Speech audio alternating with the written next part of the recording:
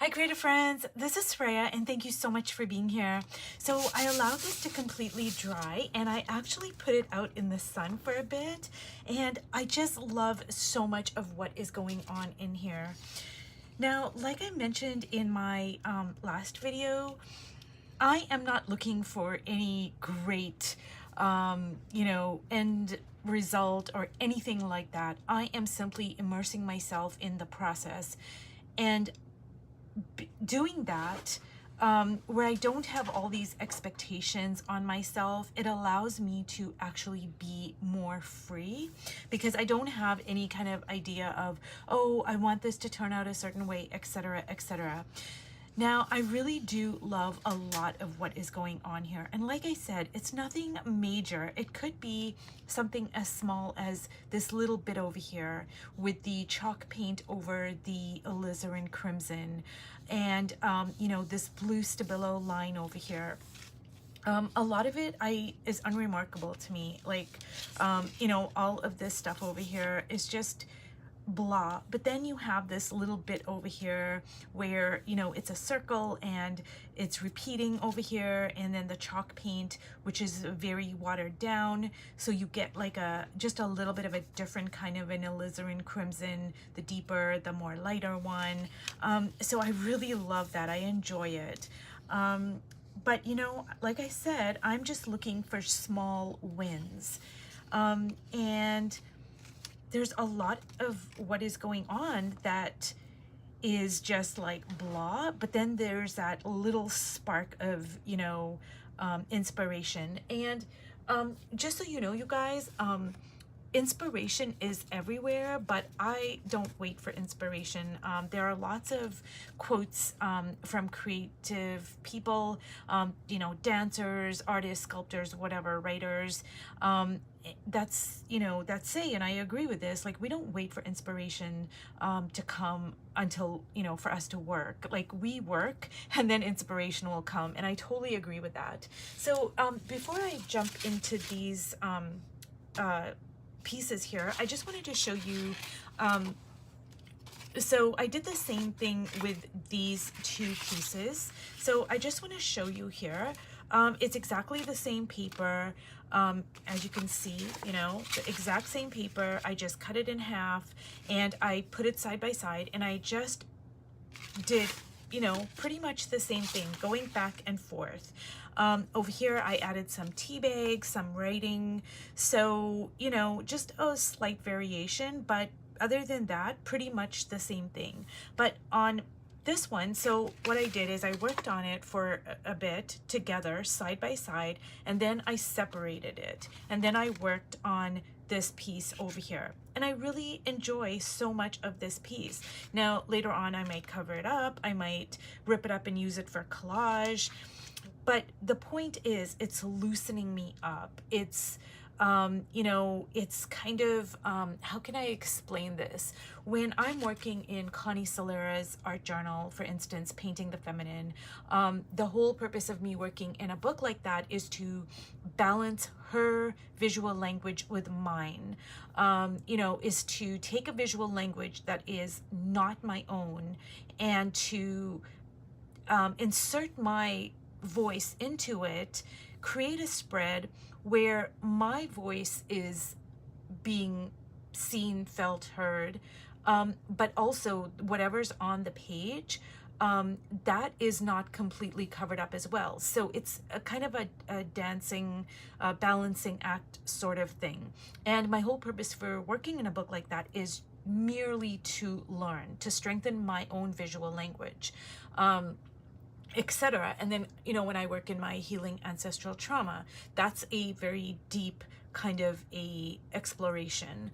And then when I'm working in my color journal, that was a lot of fun. But again, I'm doing it to learn, to experiment, etc. But when I work in this way, it is, a lot of this is simply me playing. It's like I'm always turning things around. I'm just, oh, let me just see what is going to happen if I do this, A and B. So it's just a different way of working, and I really make a very concerted effort to not kind of have an idea of what the end result is going to be. Because, like, you know, I could just leave this like this and rip it up and use it for collage, and I would just be happy with that. Or I could, you know, paint over top of it like I did with this one over here. Or I could, you know, cover this up and, you know, whatever. My point is that working in this way is a great way for me to loosen up. And it's just fun. It's just, you know, it's just a very fun kind of a thing to do. I mean, of course you're going to learn. That is inevitable. Like, no matter what you do, you're gonna learn, whether you're learning consciously or whether you're learning, you know, just by default. Like, it's just gonna happen. So anyways, we'll stop with my rambling on. But I just want to put some tea bags because I just do love tea bags. And like I mentioned, I did put this outside to dry, and I remember when we lived in Colorado and my daughter was much younger, we would paint outside all the time. Like, I would set up a table and we would, you know, I set up her little art kind of station, I guess. And one of the great things about that is you can work on so many pieces and then, you know, just let it dry in the sun. It dries quite quickly. And yeah, I used to do that all the time.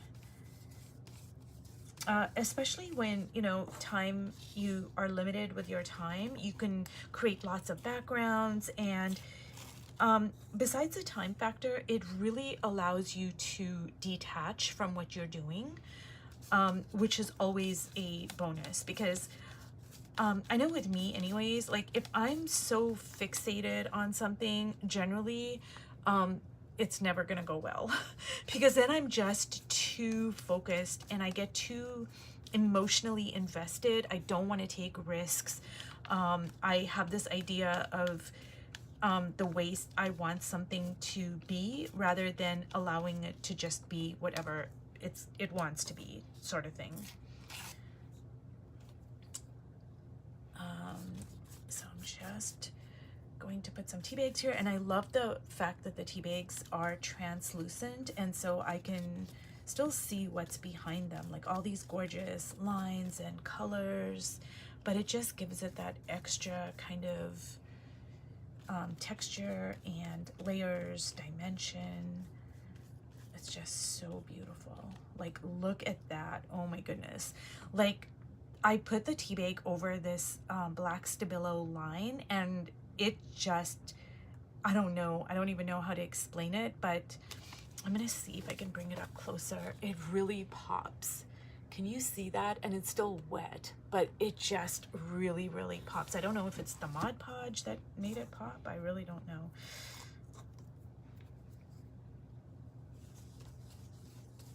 So I am gonna I put a double tea bag here.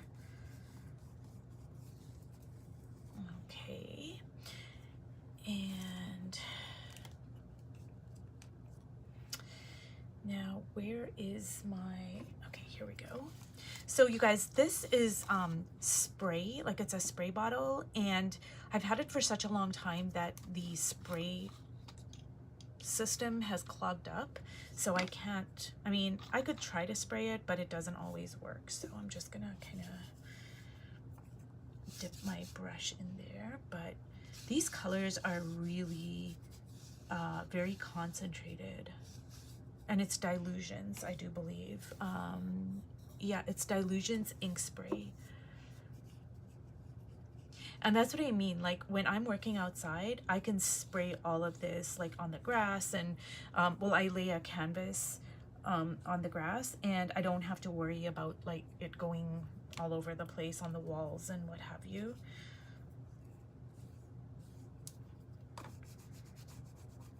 So yeah, you guys, I'm a big, huge proponent, if you can, of painting outside. It's just so beautiful, and there are so many benefits to it.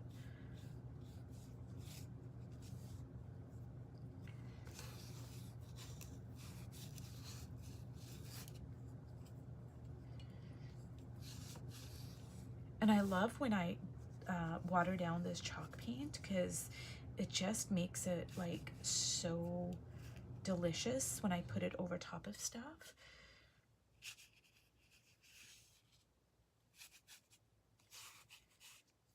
Let me see here.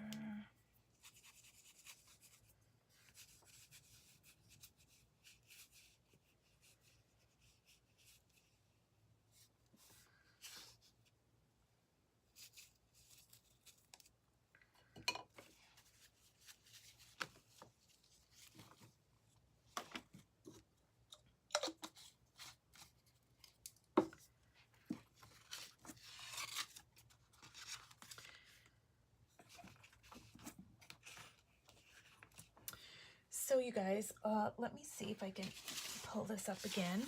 So I'm not sure if you guys can see that I did work on this together. Like, can you see like the repetition of this over here? You know, the yellows, like it looks, you can tell there are similarities. So what I do is I work on this together up to a certain point, and then I separate it. So I can work together like, oh yeah, I'm going from one to the other, blah, blah, blah. And then at some point, I take one of these out and I put it away, and then I just work on one of them. And the reason why I do that is because I don't want them to look I don't want them to look too much alike. Now, if you want them to look alike, you know, then that is a different story. And then you would continue working on them together, which I have seen people do. So I'm just kind of explaining like what I'm, you know, what my intention is. But if you have a different intention, then obviously you can work on them together. And I got to be careful with this like Payne's gray type of situation here because it can be very overpowering. And what I am going to do, I'm just kind of thinking here. I think I want to, I think I want to add a little bit of gold here actually.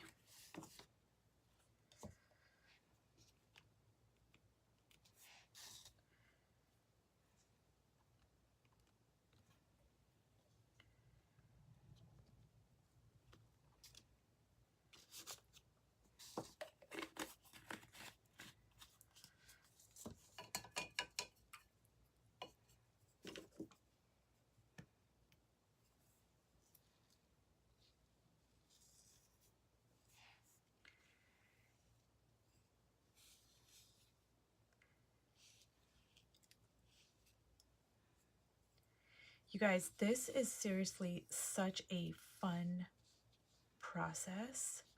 Like when I'm like, if I wasn't recording, I would just have on, you know, say some music or Dr. Clarissa Pinkola Estes, like her audiobook, and I would just be working on this. And it's so meditative because I'm really not like concerned about how it's gonna turn out, blah, blah, blah. I just, that doesn't even cross my mind. And I'm gonna add some more collage pieces here. So what I want to do is kind of just isolate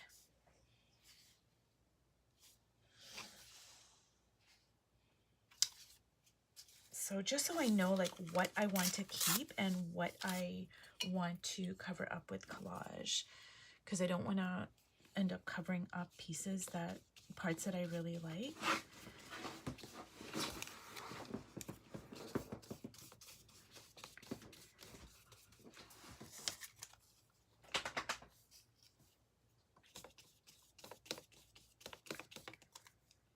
So you guys, if you hear that, that is Maxie, and both Maxie and Piper are in my studio. Yeah, even though my studio is not that big, they both want to be in here all the time. So,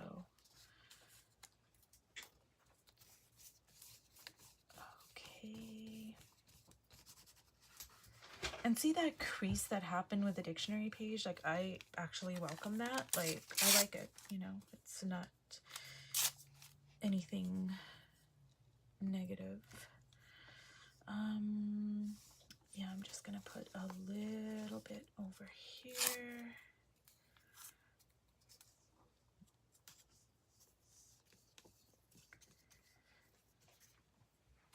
Okay.